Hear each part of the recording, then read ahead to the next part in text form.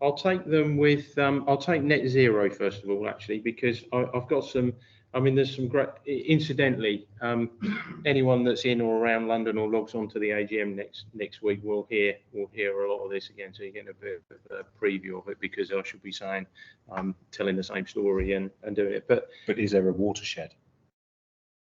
There's always a watershed.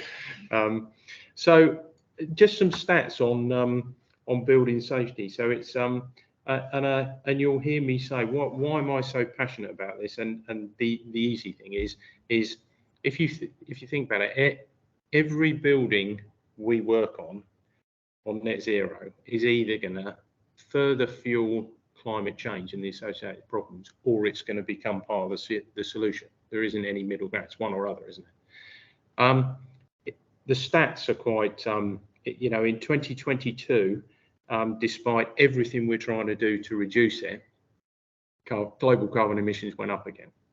They haven't peaked yet. Now, in fact, that sounds quite dramatic, because they were supposed to peak a year or two ago, but they haven't peaked yet, so it's still going up.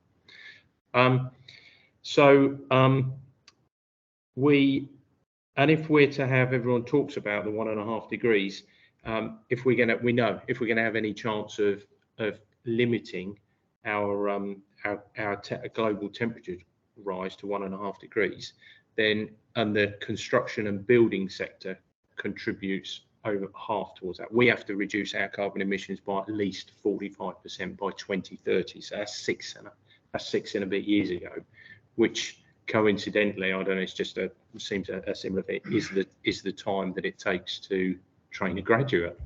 So time is short, isn't it? And then when we've done that,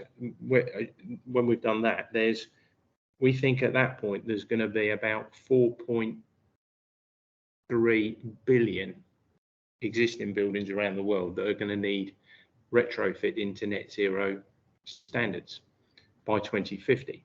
And at the end of 2021, we'd dealt with we hadn't dealt with 1%. So we've got a huge task ahead of us. And whilst we're doing all of that, we've got another interesting statistics. We've got to remember that half of our future carbon, the world's future carbon emissions, are going to come from buildings in developing countries that haven't even been built yet. So we've got to make sure that the lessons that we've learned, which is what COP27 was starting to have a conversation about, the lessons we've learned are shared effectively around the world, so that they don't make the same thing. So say COP28 was dealing it in a slightly different way, but so it's quite a task for us, but we have still got time. We've certainly got the skills and the expertise in the industry. Again, you'll see next week if you log on, my presidential theme is about engineers as leaders, and how I think we need to be aggressive is probably a little bit over the top, but certainly more proactive about driving that change, because time is becoming very, very short. Yeah, just touching on your piece about net zero, I'm not sure whether it's sufficient to be carbon neutral. No, I don't think so. We've got to be. Well, it's what does carbon neutral mean? That's a bigger piece, something else that you know, we're going to be trying to address, that CIBSE first coined the phrase building performance. Lana was part of that conversation most recently. Actually, you weren't, were you? About that was 9 years ago that we had those discussions. We think we need a look at it. Everyone says net zero. What do we mean by net zero? Do we mean that that a builder can build something and that they put PV on it, and in the hope is that, or it's well, you go from one exchange, an A-rated EPC. Well, that's not net zero, is it?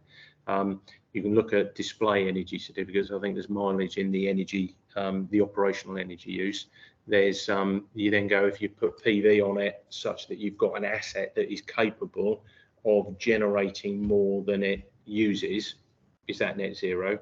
Where does embodied energy fit in? Do you then go, we'll know that you have to be truly neutral, which is where CIBSE is pushing hard with the embodied carbon, that if it's to be truly carbon neutral, you've got to take into consideration the carbon that's generated during the manufacturing of the products that are used to construct it, then you're starting to get somewhere near to it. So and transport. And even that, you've got to remember, is transport is half of the equation. So we all say, hey, we want to be net zero. You know, we do a lot of work in the NHS, and they wanted all their supply chain to sign up to being net zero by 2028, and we are, and we're on it. But when you actually start looking at it, it's most businesses, your buildings will be half of it, and the rest will be your transport. So how do you deal with that when, you know, your clients say, can you go here, can you go there, can you get, you know, we've got, most of us now, welcome the efficiency of doing Teams meetings, because there's less travel involved, and you can argue that it contributes to, you told me, it also saves time. Then we hate it because there's so many of them, because everyone goes, oh, well, you haven't got to travel, so we'll have weekly meetings.